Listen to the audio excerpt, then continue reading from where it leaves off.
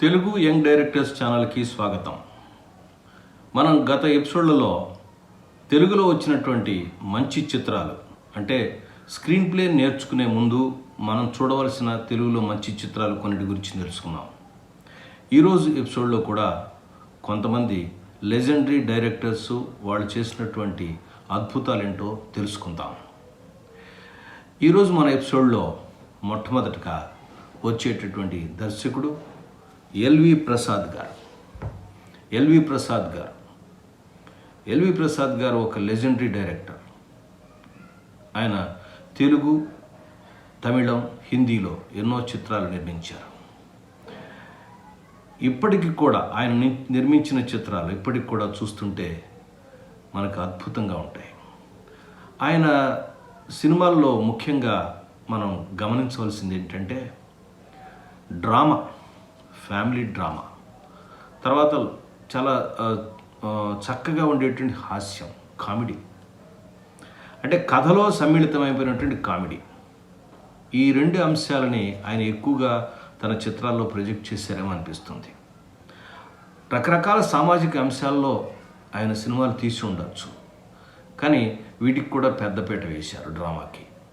So అందుకనే కొత్త తరం దర్శకులు ఆ చిత్రాలు తప్పకుండా చూడాలి. ఎల్వి ప్రసాద్ గారు తెలుగు సినిమాకి ఒక అద్భుతమైన నటుడిని అందించారు. ఆయన ఎవరో కాదండి, మన ఎన్టీ రామారావు గారు. ఆయన మన దేశం అనే చిత్రంలో ఒక చిన్న కానిస్టేబుల్ వేషం ఇచ్చారు. ఆ తర్వాత ఆయన డెవలప్ అయ్యి ఎంత గొప్ప స్టార్ అయ్యారో మీకు తెలుసు. అది ఒక చిన్న ఉదాహరణగా చెప్తున్నాను. ఆయన దర్శకత్వం వహించిన చిత్రాల్లో మొట్టమొదట చూడాల్సిన సినిమా మిస్ అమ్మ. ఈ మిస్ అమ్మ సినిమా ఎంత బాగుంటుందంటే ఇంకా చెప్పనలవి కాదు. దాదాపుగా 50 ఏళ్ళు పైబడి కూడా ఈరోజు కూడా మనకి స్క్రీన్ ప్లే పాఠాలు ఇప్పటికి కూడా నేర్పుతూనే ఉంది. మన యంగ్ డైరెక్టర్స్లో చాలామంది చేసే ఒక కామన్ మిస్టేక్ అంటే ఒక కథలో ఒక పాత్ర ఏదైనా సస్పెన్స్ ఉన్నట్టయితే, లేదా ఒక పాత్రని మనం పరిచయం చేయాలి, లేదా ఒక విషయాన్ని దాచిపెట్టాలంటే చిట్ట చివరి దాకా, అంటే ఒక సినిమా హాఫ్ అన్ అవర్లో అయిపోతుంది అనేదాకా దాచిపెట్టి అక్కడ రివీల్ చేస్తారు. దాన్ని మనం సింపుల్గా చెప్పుకోవాలంటే ఎండ్ సస్పెన్స్. ఎండ్ దాకా సస్పెన్స్ని దాచిపెట్టి చెప్పటం. దానికి భిన్నంగా సినిమా ప్రారంభంలోనే ఇదిగో ఈ పాత్ర గురించి వీళ్ళు ఎతుకుతున్నారు, ఈ పాత్ర ఈ అమ్మాయి, దీనికి ఈ తర్వాత వీళ్ళకి దొరుకుతారు, వీళ్ళందరూ వీళ్ళకి రిలేషను, వాళ్ళకున్న రిలేషను, వాళ్ళకి ఎవరవుతారు, కథ అంతా మనకు ముందే తెలిసిపోతుంది. కానీ మనం సినిమా అలా నోరెళ్ళు పెట్టి చూసేస్తూ ఉంటాం సరదాగా. ఇది ఆ సినిమాలో ఉన్న గొప్పతనం. కథ ఎవరి మీద నడుస్తుందో తెలుసు, ఎందుకు నడుస్తుందో తెలుసు, పాత్రలు ఎవరెవరు కలుసుకోవారో తెలుసు. నేను అందుకే అంటాను, చాలా సందర్భాల్లో ఏం చెబుతానంటే, ప్రేక్షకులకు సస్పెన్స్ కాదు, పాత్రలకి సస్పెన్స్. ఆ పాత్రల మధ్య సస్పెన్స్, అవి విడిపోయి వాటికి ఒక సమస్యల నుంచి విడిపోయి ఎట్లా బయటపడ్డారు అన్నదే సినిమా అవుతుంది. ప్రేక్షకుల సస్పెన్స్ ఏముందండి, సినిమా రిలీజ్ అయిపోయిన తర్వాత ఎవరేంటో తెలిసిపోతుంది. ఒక అబ్బాయి అమ్మాయి ప్రేమించుకుంటే చివరికి పెళ్లి చేసుకుంటారని తెలియదు, దానిలో సస్పెన్స్ ఏముంది? అసలు ఈ అబ్బాయి ఎక్కడ కలిశారు, ఎందుకు కలిశారు, ఎలా పెళ్లి చేసుకున్నారు, వాళ్ళకున్న అబ్స్టికల్స్ ఏంటి, అవి ఎట్లా అధిగమించారు అనేది కొత్త కొత్త కథలను క్రియేట్ చేస్తుంది. కానీ లాస్ట్ వచ్చే క్లైమాక్స్ ఒక్కటే మనకి ఇంట్రెస్ట్ క్రియేట్ చేయదు. అదే మనం మిస్ అమ్మలో మనం నేర్చుకోవాల్సింది. ఇంకా చాలా విషయాలు ఉన్నాయి. మిస్ అమ్మ మీద ఒక ప్రత్యేక ఎపిసోడ్ చేస్తాను. దర్శకులు కావాలనుకున్న వాళ్ళు ఈ సినిమాని తప్పకుండా మొట్టమొదటి చూడండి. ఆ తర్వాత మరొక సినిమా అప్పు చేసి పప్పుకూడు. ఇది కూడా రిలీజ్ అయినప్పుడు అంత గొప్ప సినిమాగా ఏమి చాలా ఒక యావరేజ్ సినిమాగా ఆడింది. కానీ ఇప్పటికి కూడా మనం నేర్చుకోవాల్సిన అంశాలు ఎన్నో ఉన్నాయి. పాత్రలు, రకరకాల పాత్రలు. ఆ పాత్రలు ఎక్కడి నుంచి వచ్చాయి? మన మధ్యలోంచే, మన సమాజంలోంచే, మన పక్కనే ఉన్నట్టుగా, వాళ్ళు మనతో మాట్లాడుతున్నట్టుగా, మనం కూడా ఆ సీన్లో ఉన్నట్టుగా, మనం కూడా ఆ పక్కనే కూర్చున్నట్టుగా అనిపించేటట్టుగా పాత్రలను మలచటం, వాళ్ళకున్న సమస్యలు మనకు కూడా ఉన్నట్టుగా అనిపించటం ఈ చిత్రాల్లో ఉన్న ప్రత్యేకత. అప్పు చేసి పప్పుకూడు ఎన్టీఆర్ గారు యాక్ట్ చేశారు. దీనిలో సిఎస్ఆర్ ఆంజనేయులు గారు యాక్ట్ చేసినటువంటి పాత్ర చాలా బాగుంటుంది. మీరు ఒకసారి దయచేసి చూసి నేర్చుకోండి. నేను చెప్పినట్టుగా ఏ సినిమా చూసినప్పటికీ కూడా దాని సినాప్సిస్ రాయటం నేర్చుకోండి. అది ప్రధానమైనటువంటి అంశంగా తెలుసుకోండి. మన ఎపిసోడ్లో తర్వాత వచ్చే దర్శకులు వి మధుసూదన్ రావు గారు. ఈ వి మధుసూదన్ రావు గారు, ఆయన ఇంటి పేరు వీరమాచినేని మధుసూదన్ రావు గారు, కానీ ఆయనకున్న నిక్నేమ్ ఏంటంటే విక్టరీ మధుసూదన్ రావు గారు. అంటే ఆయన చేసినటువంటి చిత్రాలన్నీ కూడా సూపర్ డూపర్ హిట్లు కావటం, ప్రొడ్యూసర్లకి కనకవర్షం కురిపించడం వల్ల ఆయనకి ఇండస్ట్రీలో అట్లా బిరుదు వచ్చింది. ఈయన గొప్పతనం ఏంటంటే ఏ భాషలో అయినా రిలీజ్ అయినటువంటి మంచి చిత్రం ఉన్నదంటే దాన్ని తెలుగులో మళ్ళీ రీమేక్ చేస్తే ఒరిజినల్ భాషకి ఎంత పేరు వచ్చిందో మళ్ళీ తెలుగులో కూడా అంతకన్నా ఎక్కువ పేరు వచ్చేట్టుగా తీసుకురావటం. అంటే రీమేక్స్ చేసేటటువంటి సందర్భంలో తెలుగు నేటివిటీకి అనుగుణంగా ఉన్న కథల్ని సెలెక్ట్ చేసుకోవటం, వాటికి తెలుగు నేటివిటీకి కావలసినటువంటి మార్పులు చేర్పులు చేయటం, అలాగే ఆ పాత్రలకి సరిపడేటువంటి ఒక కరెక్ట్గా సరిపోయేటువంటి నటీనటులను ఎన్నుకోవటం, వాళ్ళ చేత పాత్రల్ని చక్కగా వాళ్ళ చేత నటింప చేసుకోవటం, చిత్రాన్ని చక్కగా తీర్చిదిద్ది అసలు చిత్రానికన్నా మనం చేసిన చిత్రం తెలుగుదనాన్ని అద్ది ఒక ముద్ర వేసినటువంటి దర్శకుడు మధుసూదన్ రావు గారు. ఈయన సినిమాలో కూడా డ్రామా అండ్ కామెడీ సూపర్, ఎన్ని ప్రయోగాలు చేశారో అన్ని హిట్లే, చాలా హిట్లే. ఒక రకంగా చెప్పాలంటే ఆ కాలానికి ఆయన రాజమౌళి అంటే అపజయం లేని డైరెక్టర్ అని చెప్పనేవాడు. ప్రతి నటుడు కూడా ఆయన దగ్గర నటించాలని వీళ్ళూరేవాడు.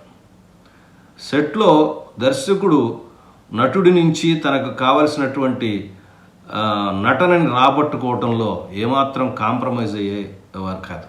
అంత మంచి దర్శకులు ఆయన. నటులకు పనికొచ్చే దర్శకుడు. ఆయన చేసిన చాలా చిత్రాలని, దానిలో కొన్ని చిత్రాలను నేను దాదాపుగా 70 చిత్రాల పైన నేను డైరెక్ట్ చేశారు. నాకు కూడా వారితో అనుబంధం ఉంది. నేను వారి ఇన్స్టిట్యూట్లో నేను లెక్చరర్గా యాక్టింగ్ మరియు డైరెక్షన్ చెప్పడం జరిగింది. వారితో నాకు పర్సనల్గా ఉన్న రిలేషన్ కూడా వాళ్ళ దగ్గరగా అబ్జర్వ్ చేయటం ఉండటం కూడా జరిగింది. నా అదృష్టంగా భావిస్తున్నాను. వారు ఇచ్చినటువంటి ప్రోత్సాహం నన్ను ఎంతగానో ఈ ఇండస్ట్రీలో నేను ఒక యాక్టర్ ట్రైనర్గా, డైరెక్టర్ మరియు స్క్రీన్ ప్లే ట్రైనర్గా నిలబడటానికి ఉపయోగపడింది. ఈ సందర్భంగా వారికి నా ధన్యవాదాలు తెలియజేస్తూ, మొట్టమొదటిది రక్త సంబంధం. ఇది తమిళ సినిమా, పాసిమల్లర్ అని తమిళ సినిమా. దానిలో శివాజీ గణేషన్ గారు, సావిత్రి గారు యాక్ట్ చేశారు. తెలుగులోకి వచ్చేసరికి రామారావు గారు మరి సావిత్రి గారు.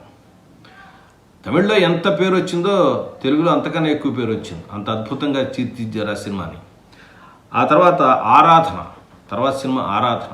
ఈ ఆరాధన అనే సినిమా బెంగాలీలో వచ్చినటువంటి సాగరిక అనేటువంటి చిత్రం నుంచి స్ఫూర్తి పొంది తనకి తెలుగులోకి మార్చి తీశారు. చాలా బాగుంటుందండి. అంటే పాత్రల యొక్క సంఘర్షణ, అంటే హీరోయిన్ల పాత్రల యొక్క సంఘర్షణ అనేది ఎంత అద్భుతంగా తీర్చిదిద్దారు. ఎందుకంటే ఇవాళ వస్తున్న కొత్త దర్శకులు స్క్రిప్ట్ రాస్తున్నారు, దానిలో డైలాగ్ వెర్షన్ ఉంటుంది, టెక్స్ట్గా తీస్తున్నారు. మానసిక సంఘర్షణని ఎట్లా చూపించాలి, ఎలా తెర మీదకి తీసుకురావాలి, ఎలా అనే దాని మీద కొద్దిగా కొత్తగా వచ్చి సక్సెస్ఫుల్ డైరెక్టర్లు చెప్పట్లేదు. చాలా కొత్తగా వచ్చి సినిమాని ప్రయోగం చేద్దాం, మన సినిమా ఇండస్ట్రీలోకి వద్దాం అనుకునే వాళ్ళు వెనకబడుతున్నారు.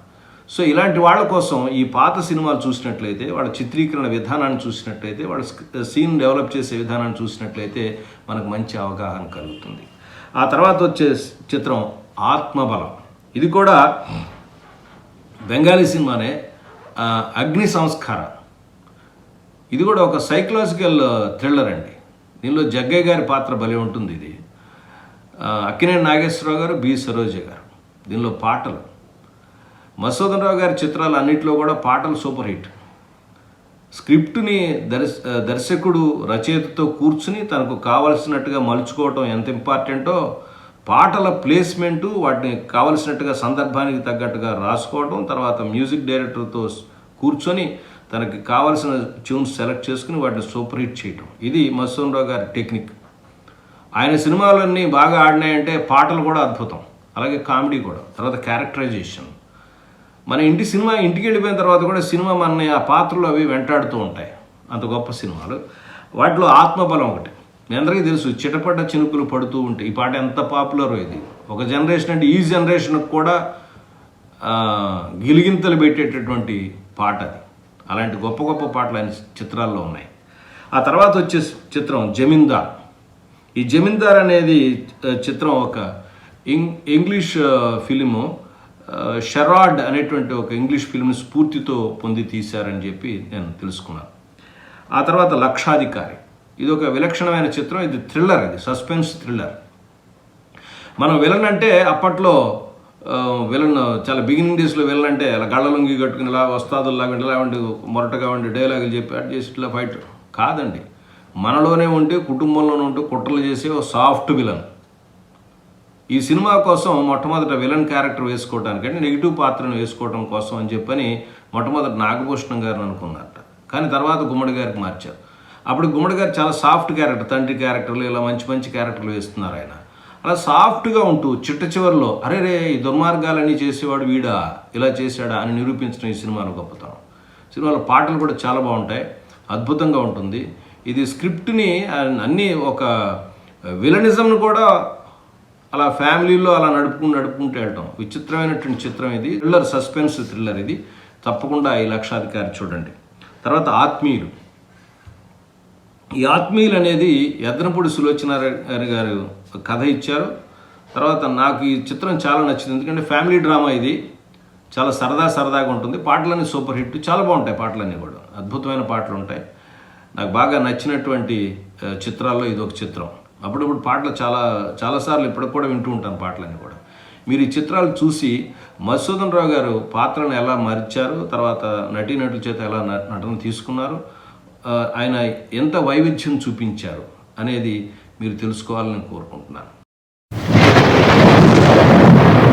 చిత్తజల్లు పుల్లయ్య గారు, సి పుల్లయ్య గారు సినిమాలంటే ఇంకంతే, అప్పటికి ఇప్పటికి కూడా ఎప్పటికీ కూడా నిత్యనూతనంగా ఉంటాయి. నేను ఎక్కువగా చిన్నతనం నుంచి ఎక్కువగా చూసిన సినిమా పరమానందయ్య శిష్యుల కథ. పరమానందయ్య అనే గురువు గారు ఉంటారు, ఆయన శిష్యులు, వాళ్ళు ఎలా వచ్చారు భూమి మీదకి, ఎలా జరిగింది, వాళ్ళ శాపవశం ఏం జరిగింది, తర్వాత వాళ్ళు అట్లా విమోచనం వెళ్ళిపోయారు. భలే ఉంటుంది ఇది ఒక చిత్రం. దీనిలో స్క్రీన్ ప్లేకి సంబంధించిన అనేక అంశాలు ఉన్నాయి. తర్వాత నేను ఒక ఎపిసోడ్లో నేను మెన్షన్ చేస్తాను, తప్పకుండా చూడండి. అలాగే దేవాంతకుడు, పుల్లయ్య గారు డైరెక్ట్ చేసిన సినిమాలో మరొకటి దేవాంతకుడు. మనం ఇప్పుడు చూస్తున్నాం యమధర్మరాజు అండ్ కామన్ మ్యాన్. ఆ తర్వాత ఎన్టీ రామారావు గారే మళ్ళీ యమగోళం చేశారు. ఇప్పుడు యముడుకు మొగుడు, ఎన్ని సినిమాలు వచ్చినాయి ఇట్లాగా. యముడు అండ్ మానవుడి యొక్క క్లాష్లో, తర్వాత కాన్ఫ్లిక్ట్లో వచ్చినటువంటి చిత్రాలు బోల్డ్ వచ్చాయి. దానికి ప్రారంభం సినిమా ఇది అనుకోవచ్చు దేవాంతకుడు అనేది. దేవాంతకుడు చూడండి, మీకు తెలుస్తుంది. తర్వాత నేను ఎందుకు చెప్తున్నానంటే ఒకే కాంటెక్స్ట్లో ఉండి కంటెంట్ మార్చడంతో సినిమాలు ఎలా హిట్ అయ్యాయి. తర్వాత ఒకే నటుడు నటించినటువంటి చిత్రాలు కూడా ఇది ఒక ప్రత్యేకమైన అంశం ఇది దేవాంతకుడు. అలాగే లవకుశ, ఇప్పటికీ ఎప్పటికీ కూడా తెలుగు సినిమాల్లో అద్భుతమైన చిత్రాల్లో ఒక చిత్రంగా మిగిలిపోయిన చిత్రం ఏదైనా ఉంటే అది లవకుశ. ఎందుకంటే పాటలు ఎంత హిట్ అండి, ఈరోజు కూడా వింటుంటే అద్భుతంగా ఉంటాయి. ఆ బాణీలు, ఘంటసాల గారు కూర్చున్నటువంటి బాణీలు అద్భుతంగా ఉంటాయి. రామాయణాన్ని ఒక 3 సందర్భాల్లో, ముందు ఒక వాల్మీకి ఆశ్రమంలో, ఆ తర్వాత ప్రజల మధ్య, ఆ తర్వాత రాజమహల్లో, అంటే శ్రీరామచంద్ర వారి అంతఃపురంలో 3 సందర్భాల్లో 3 రకాల ట్యూన్స్, దాంతో రామాయణాన్ని రాయటం. సముద్రాల రాఘవాచార్య గారు తన రచనతో మెప్పించారు. పాటలన్నీ హిట్టే. పిల్లలుగా యాక్ట్ చేసినట్టు లవకుశ యాక్ట్ చేసిన వాళ్ళు ఎంత అద్భుతంగా యాక్ట్ చేశారు. సినిమా చూస్తుంటే ఆ నటీనటుల ఎక్స్ప్రెషన్స్ కానీ, ఆ టేకింగ్ కానీ, విధం కానీ ఈరోజు కూడా చాలా కొత్తగా, అంటే పౌరాణికాలు తీయాలనుకునే వాళ్ళకి ఇదొక పాఠం. అందుకనే తప్పకుండా చూడండి. తర్వాత మన దర్శకులలో, దర్శక రత్నాల్లో మరొక దర్శకుడు సంగీతం శ్రీనివాసరావు గారు. ఈయన వైవిధ్యమైనటువంటి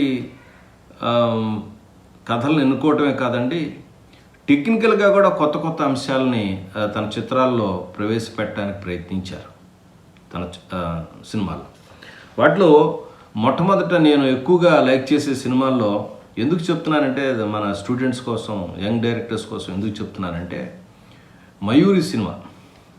ఈ మయూరి చాలా విచిత్రంగా ఉంటుంది. ఇది ఒక వార్తని ఒక సుధాచంద్రన్ అనేటువంటి ఒక ఆమె, ఒక నర్తకిమణి, ఆమెకు జరిగినటువంటి ప్రాబ్లం దానిలోంచి ఆమెను అడ్డింపజేసి తీసుకొచ్చిన సినిమా. ఒక గొప్ప ఒరవడి తీసుకొచ్చింది ఆ సినిమాని. ఉషా కిరణ్ మూవీస్ వారు తీశారు. ఇది చాలా బాగుంటుంది. అంటే ఒక న్యూస్ని, ఒక ఐటమ్ని లేదా ఒక వార్తని, ఒక సంఘటన, నిజ జీవిత సంఘటనని సినిమాగా మలిచితే ఎట్లాంటి మార్పులు చేర్పులు తీసుకోవాలి, ఎట్లాంటి డ్రామాటిక్ ఎలిమెంట్స్ తీసుకొచ్చి దాన్ని సక్సెస్ చేయొచ్చు అనేదానికి ఒక ఉదాహరణ, మంచి ఉదాహరణ ఇది. అలాగే మరొకటి సినిమా ఆదిత్య 369. సైన్స్ ఫిక్షన్ సినిమాలకి ఇది ఒక ఎగ్జాంపుల్ ఫిలిం. తెలుసులో మనకున్న పరిధిలో సైన్స్ ఫిక్షన్లో అప్పటికి రిలీజ్ అయినటువంటి చిత్రాలు అప్పుడు ఒక అద్భుతం. అలాగే ఈయన చేసినటువంటి అపూర్వ సహోదరులు, మరి కమల్ హాసన్ గారితో చేసినటువంటి ఫీట్ చాలా అద్భుతమైన చిత్రాలు. అందుకని ఈ చిత్రాలని సంగీతం శ్రీనివాసరావు గారు డైరెక్ట్ చేసిన చిత్రాలని దర్శకులు తప్పకుండా చూడాలి. హాలీవుడ్ సినిమాలే అనుకోకండి, వేరే దేశంలో నిర్మించిన చిత్రాలు అనుకోకండి. తెలుగులో కూడా దర్శకులు తమకున్న పరిధిలో వాళ్ళు కూడా రకరకాల చిత్రాలను చూసి తర్వాత వేరు ప్రపంచ సాహిత్యాలను చదివి మనకి తెలుగు అడాప్ట్ చేసి ఎన్నో గొప్ప చిత్రాలు ఇచ్చారు. అందుకే చెప్తున్నాను, సజెస్ట్ చేస్తున్నాను, పాత చిత్రాలు చూడటానికి ట్రై చేయండి. కథని చక్కగా రాసుకోవడానికి పనికొస్తాయి, స్క్రీన్ ప్లే చక్కగా రాసుకోవడానికి పనికొస్తాయి, ప్రజెంటేషన్ అద్భుతంగా ఉంటుంది, మనకి చాలా బాగుంటుంది. కథలు లేకే ఫస్ట్ హాఫ్ అంతా ఏదో చెత్త నడుపుతున్నాం, సెకండ్ హాఫ్లోనో ఎక్కడో హాఫ్ అన్ అవర్లో కథ మొదలెట్టి అలా ముగించేస్తున్నాం. అంటే కథ సరిగ్గా రాసుకోవటం మనకు రావటం లేదు బేసిక్గా, అదే ప్రాబ్లం. అందుకోసమే పాత చిత్రాలు చూడండి అని చెప్తున్నాను. కొత్త సినిమాలు కొత్త దర్శకులు చేసేవి తర్వాత నెక్స్ట్ వచ్చే ఎపిసోడ్లో చూపిస్తాను. ఇప్పుడు తీయట్లేదని తీస్తున్నారు, ఇప్పుడు కూడా మంచి సినిమాలు తీస్తున్నారు. కానీ 150 దగ్గర 200 సినిమాలు వస్తుంటే దానిలో వచ్చేవి 10 హిట్, 10 15 అవుతున్నాయి. మిగతా అన్ని పాపం కొత్తగా వచ్చే దర్శకులు రాసేవి చాలా దారుణంగా ఉన్నాయి. కొంతమంది అక్కడక్కడ మెరుపుల్లో మెరుస్తున్నారు, కానీ మెజారిటీ ఆఫ్ దర్శకులు కథ రాసుకోవడం, స్క్రీన్ ప్లే రాసుకోవడంలోనే తల్లకిందులు అయిపోతున్నారు. అందుకనే పాత చిత్రాలు చూసి కొంచెం నాలెడ్జ్ సంపాదించండి. నా ఉద్దేశంలో తెలుగువారు పౌరాణికాల మీద రీసెర్చ్ చేసి నిర్మించిన అంతగా చిత్రాలు మరి ఏ చిత్ర పరిశ్రమలను నిర్మించలేదని నేను ఘంటాపథంగా చెప్పగలను. మన తెలుగు దర్శకులు కానీ రచయితలు కానీ రకరకాల ప్రయోగాలు, పౌరాణికాలతో ప్రయోగాలు చేశారు. పాత్రల రూపకల్పనలో అవ్వచ్చు, స్క్రీన్ ప్లేలో అవ్వచ్చు, ప్రజెంటేషన్లో అవ్వచ్చు, ఎన్ని రకాలైన ప్రయోగాలు చేశారు. దానిలో తిరుగులేదు. అలాంటి పౌరాణిక బ్రహ్మ అంటారు ఈ దర్శకుని. ఆయన పేరే కమలాకర కామేశ్వరరావు గారు. కమలాకర కామేశ్వరరావు గారిని పౌరాణిక చిత్ర బ్రహ్మ. పౌరాణిక చిత్రాలు చేయటంలో ఈయనకి కొట్టిన పిండి ఇంకా చెప్పక్కర్లేదు, ఆయన అంత పర్ఫెక్ట్. ఆయన సినిమాల్లో పాండవ వనవాసం, తర్వాత నర్తనశాల, పాండవ వనవాసం, నర్తనశాల, ఇంకా చాలా సినిమాలు ఉన్నాయి. వినాయక విజయం, ఇట్లాంటి చాలా సినిమాలు తీశారు. తర్వాత కూడా బోలెడు సినిమాలు ఉన్నాయి, నేను అలాని కాదు. అదే కాకుండా ఈయన నిర్మించిన గొప్ప చిత్రం ఉంది, అదే గుండమ్మ కథ. సోషల్ డ్రామా ఇది, తర్వాత ఫ్యామిలీ డ్రామా. ఈ గుండమ్మ కథ అనే పేరే విచిత్రంగా ఉంటుందండి. హీరోలేమో అక్కినేని నాగేశ్వరరావు గారు, తర్వాత ఎన్టీ రామారావు గారు, సావిత్రి, జమున, ఎస్వీరావు గారు, ఇట్లా దండులందరూ ఉన్నారు. సూర్యకాంతం గారు మెయిన్ క్యారెక్టర్. గుండమ్మ పేరు పెట్టి తీశారు. అసలు ఆ సినిమాకి ఆవిడే ప్రధానం. ఆవిడంతే, మనం సూర్యకాంతం గారి గురించి చెప్పనక్కర్లేదు. ఆవిడ స్టేజ్ మీద అలా కనిపించిందంటే, స్క్రీన్ మీద కనిపిస్తే ఇంకంతే, వేరే పాత్రలు కనిపి అలా కళ్ళు అలా అటెన్షన్ మన మీద ఆవిడకి వెళ్ళిపోతాయి. అంత గొప్ప నటి ఆవిడ. సో ఈ గుండమ్మ కథ అప్పటికి ఎప్పటికీ కూడా సూపర్ హిట్టే. పాత సినిమాలు చూడటానికి ఒక చిన్న టెక్నికల్ దీనిలో ఎగ్జాంపుల్ చెప్తాను, చిన్న ఎగ్జాంపుల్.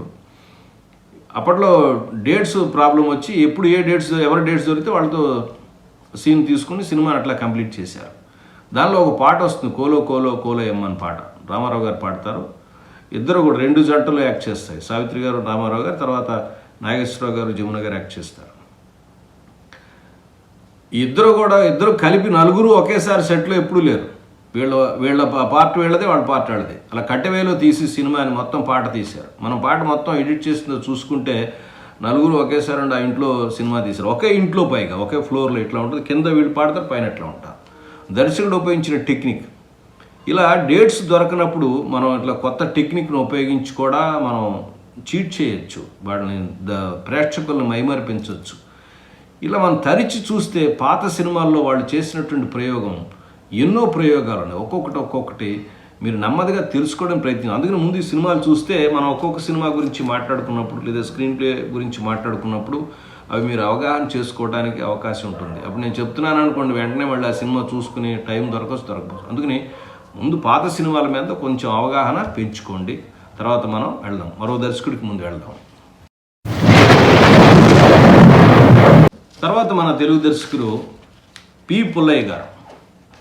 ఇంతకుముందు నేను బుక్స్ చదవమని చెప్పిన దానిలో కన్యాశుల్కం అని గురజాడ అప్పారావు గారు రాసినట్టు నాటకం గురించి చెప్పాను. నేను బుక్ రిఫర్ చేశాను. అది ఒకటి చదవటం కుదరకపోతే అది సినిమాగా కూడా తీశారు. కన్యాశుల్కం అది ఒక చూడటానికి ట్రై చేయండి. తర్వాత అర్ధాంగి, ఇది కూడా ఒక బెంగాలీ సినిమాకే అనుకరణ అనొచ్చు, లేదా మన తెలుగులో నేటివైజ్ చేసి తీశారని చెప్పవచ్చు అర్థాంగి. అలాగే శ్రీ వెంకటేశ్వర మహత్యం, ఎన్టీఆర్తో తీసినటువంటి శ్రీ వెంకటేశ్వర మహత్యం. అంటే సినిమా థియేటర్లే గుళ్ళు అయిపోయాయి ఈ సినిమా రిలీజ్ అయిపోయి. అంత ఇంపాక్ట్ చేసినటువంటి చిత్రం అండి ఇది వెంకటేశ్వర మహత్యం అంటే. అందుకనే పుల్లయ్య గారి యొక్క టెక్నిక్ తెలియాలంటే ఆయన సినిమాలు చూడాల్సిందే. తర్వాత మరొక ప్రభావవంతమైన దర్శకుడు, దానిలో సిఎస్ రావు గారు. ఆయన తీసిన చిత్రాల్లో చాలా మంచి సినిమా, ఇప్పటికి కూడా ఒక 50 ఏళ్ళు అయినా ఇప్పటికి కూడా మంచి ఫ్యామిలీ డ్రామా శాంతినివాసం.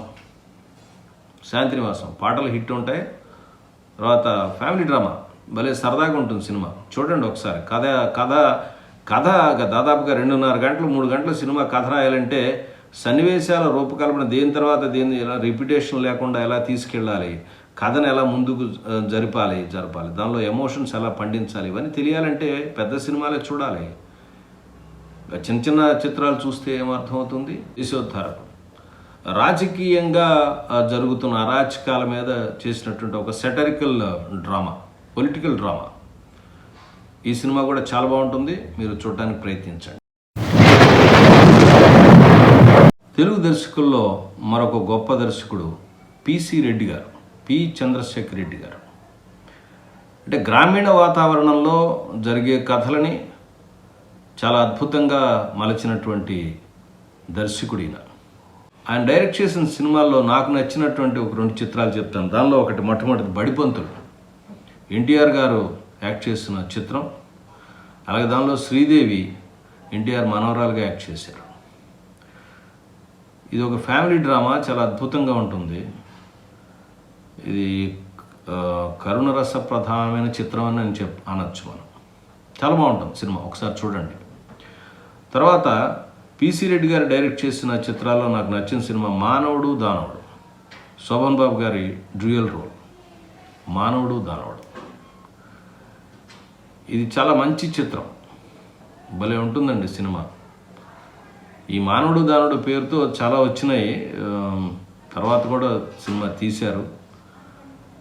అది కాదు, బ్లాక్ అండ్ వైట్లో పిసి రెడ్డి గారు తీసిన సినిమా చూడండి, మానవుడు దానవుడు. కోదండరామిరెడ్డి గారు.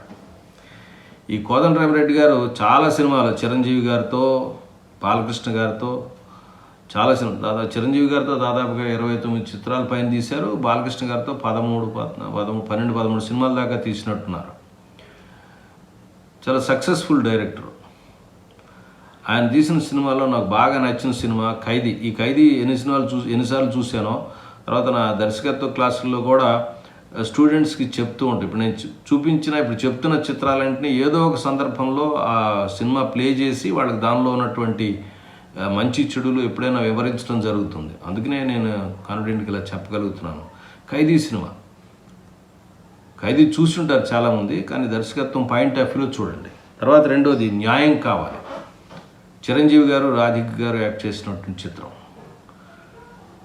మరి చిరంజీవి గారు, కోదండరామిరెడ్డి గారి కాంబినేషన్ ఏర్పరిచిన మొట్టమొదటి చిత్రంగా కూడా చెప్పచ్చు న్యాయం కావాలి. చాలా బాగుంటుంది సినిమా, అద్భుతంగా ఉంటుంది, చూడండి ఒకసారి. బి.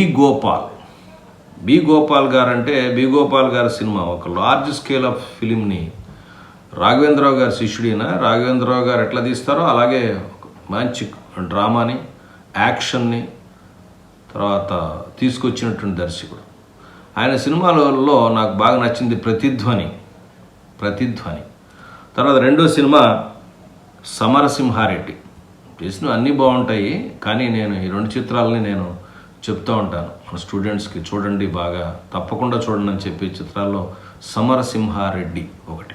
మరొక దర్శకుడు కోడి రామకృష్ణ గారు. ఈ కోడి రామకృష్ణ గారు చెప్పాలంటే గురువును మించిన శిష్యుడు అనాలి. అంటే కథలు సెలెక్ట్ చేసుకోవడంతో, రచయితలతో కూర్చొని కథల్ని డిస్కస్ చేయటం. నేను గమనించిన అంశం ఏంటంటే ఎప్పుడు ఏదో కొత్తదనం, గురువు ఏదో కొత్తదనం చెప్పాలి, ఏదో కొత్తగా చెప్పాలి. ఈ కొత్తగా చెప్పాలి అనేటువంటి ఇన్స్టింక్ట్ కోడి రామకృష్ణ గారి దగ్గర చాలా ఎక్కువగా కనిపిస్తుంది. సీన్ కొత్తగా చెప్పాలనో, లేదా సీన్ ప్రజెంటేషనో, లేదా క్యారెక్టర్ ఇంట్రడక్షనో, లేదా స్క్రీన్ ప్లేనో, కథనో, లేకపోతే ఏదో ఒకటి కొత్తదనం తీసుకురావాలని ప్రయత్నించడం. చాలా చిత్రాలు 100 చిత్రాలు పైన తీశారు. చివరి రోజుల్లో కూడా ఆయన అద్భుతమైన ఇండస్ట్రియల్ హిట్ ఇచ్చి నిష్క్రమించారు. ఆయన చాలా గొప్ప దర్శకుడు. మనకున్న దర్శకుల్లో కోడి రామకృష్ణ చాలా గొప్ప దర్శకుడు. ఆయన చేసినటువంటి చిత్రాల్లో నాకు ఇష్టమైంది ఇంట్లో రామయ్య, వీధిలో కృష్ణయ్య. తర్వాత చిరంజీవి గారు, మాధవి గారు యాక్ట్ చేసినటువంటి చిత్రం ఇది, చాలా బాగుంటుంది, చూడండి. తర్వాత అరుంధతి. అంటే దర్శకుడు సమాజంతో పాటుగా మారుతున్న మార్పులతో తను కూడా మార్పు చెందుతూ ఉండాలి, తను కూడా డెవలప్ ఉండాలి, తను కూడా నేర్చుకుంటుండాలి, తను కూడా కొత్త విషయాలు చెప్తుండాలి. ఎప్పుడో నేను అప్పుడే ఒక కథ తీశానంటే అలాగే మళ్ళీ కథ తీస్తాను, అవే తీస్తానంటే అదే కథలు తీస్తానంటే అదే మూసలో తీస్తానంటే ఒక 5-6 సినిమాలతో ఇంటికి పంపించేస్తారు. మనం కూడా ప్రేక్షకులతో పాటు ఎదగాలి, మనం కూడా ఎప్పటికప్పుడు అప్డేట్ అవ్వాలి అని మనకి తెలియజెప్పిన దర్శకుల్లో ఈయన ఒకడు, కోడి రామకృష్ణ గారు. అందుకని కోడి రామకృష్ణ గారి సినిమాలు తప్పకుండా చూడండి. తర్వాత వంశీ. ఈ వంశీ గారు మన గోదావరి జిల్లా ప్రాంతంలో, అంటే రాజమండ్రి దాని చుట్టుపక్కల ఉన్న ప్రాంతాల్లోనే ఎక్కువ సినిమాలు తీస్తూ ఉంటారు, ఆ మాండలికంలోనే తీస్తూ ఉంటారు. ఎలా ఉంటుందంటే ఈయన తీసే విధానం, పిక్చరైజేషన్ అంటే మనల్ని ఆ ప్రాంతంలోకి తీసుకెళ్ళిపోతారు. కామెడీ కానీ, టైమింగ్ కానీ, కథా నిర్మాణం కానీ, తర్వాత ఆ పాత్రల్లో స్వచ్ఛత, అంటే మన పర్టికులర్ ఏరియాలో, ఆ ఏరియాలోంచి, గోదావరి జిల్లాలోంచి, ఆ తెలుగులోంచి అలా పుట్టినటువంటి పాత్రలు ఇవి అనిపిస్తాయి. అంటే ఎన్నిసార్లు చూసినా సరే బోర్ కొట్టదు, ఇప్పటికి కూడా కొత్తగా అనిపిస్తూ ఉంటాయి. అలాగే పాటల చిత్రీకరణలో కొత్త ఒరవడి తీసుకొచ్చారు వంశీ గారు. ఆయనకు ఒక ముద్ర వేసుకున్నారు, ఇది నా సినిమా, ఇది వంశీ స్టైల్ ఆఫ్ ఫిలిం అని ముద్ర వేసిన దర్శకులు వంశీ గారు ఒకళ్ళు. ఆయన చిత్రాల్లో నాకు బాగా నచ్చిన 2 చిత్రాలు, ఒకటి అన్వేషణ, రెండోది లేడీస్ టైలర్. ఈ 2 చిత్రాలు తప్పకుండా చూడండి. మిగతా సినిమాలు కూడా చాలా బాగుంటాయి, మీరు చూశారు, నాకు తెలిసి చాలామంది చూసే ఉంటారు. ఇవి మనకి పరిశీలనాత్మకంగా చూడటానికి ట్రై చేయండి. రచనలతో తన దర్శకత్వం ప్రభావితం చేసినటువంటి ఒక గొప్ప దర్శకుడితో నేను ముగిస్తాను. ఆయనే జంధ్యాల గారు. దాదాపు 250 పైసలకు చిత్రాలకి మాటలు అందించారు. ఒక జానర్ క్రియేట్ చేసుకున్నారు. ఇది జంధ్యాల గారి కామెడీ అండి. జంధ్యాల గారి స్టైల్లో క్రియేట్ చేసిన పాత్రల బిహేవియర్తో, వాళ్ళ మేనరిజమ్స్తో మనల్ని దాదాపుగా ఒక 20 ఏళ్ల పాటు ఊపేసినటువంటి దర్శకుడు, రచయిత జంధ్యాల గారు. మంది ప్రతి సినిమాలో ఒక కొత్త హీరోయిన్, నేను చూసిన ప్రతి సినిమాలో ఒక కొత్త హీరోయిన్ ఉండేది. ఇలాగ హీరోయిన్ ఉండాలి, బాగా పాపులర్ ఉండాలని కాదు, కొంచెం కనుముక్కు తీరుండి ఆ క్యారెక్టర్ సరిపోతే హీరోయిన్ పెట్టి తీసేసేవాడు. హీరోలు అందరూ ఆయనకి అలవాటుగా ఉన్న హీరోలే ఉండేవాళ్ళు. చూడండి, ఆయన చేసినటువంటి చిత్రాల్లో శ్రీవారికి ప్రేమలేఖ, అహనా పెళ్ళంట. శ్రీవారికి ప్రేమలేఖ, అహనా పెళ్ళంట. అహనా పెళ్ళంటలో కోటా శ్రీనివాసరావు గారు వేసినటువంటి పిసినారి పాత్ర పేరు చెప్పంగానే మొత్తం సినిమా డైలాగులతో సహా చెప్పేవాళ్ళు ఈ సినిమా తెలుగులో బోల్డ్ మంది ఉన్నారు. ఆ పాత్రలే కాదండి, జంధ్యాల గారి సినిమాల్లో ఉన్న పాత్రలు, చాలా పాత్రలు ఈరోజు కూడా మనకి సమాజంలో కనపడుతూ ఉంటాయి. ఈ ఎపిసోడ్ ముగించే ముందు యంగ్ డైరెక్టర్స్కి నా సూచన, దయచేసి చిత్రాలను నేను చెప్పడమే కాదు, ఇదేదో కాలక్షేపాన్ని చెప్తాను అనుకోకండి. చిత్రాలన్నీ చూడండి. అంటే రోజు వరుసగా కాకుండా మీకు ఖాళీగా ఉన్న టైంలో రోజు కొద్దిగా సినిమాలన్నీ చూడండి. ఆ సినిమాలో మీకు నచ్చిన అంశాలను రైటప్గా రాసుకోండి, లేదా డైరీలోనో బుక్లోనో రాసి పెట్టుకోండి. తర్వాత మనం స్క్రీన్ ప్లే గురించి డిస్కస్ చేస్తున్నప్పుడు మంచి చెడులు మనం మాట్లాడుకుందాం. మరొక కొత్త అంశంతో మళ్ళీ మీకు ముందుకు వస్తాను. నమస్కారం.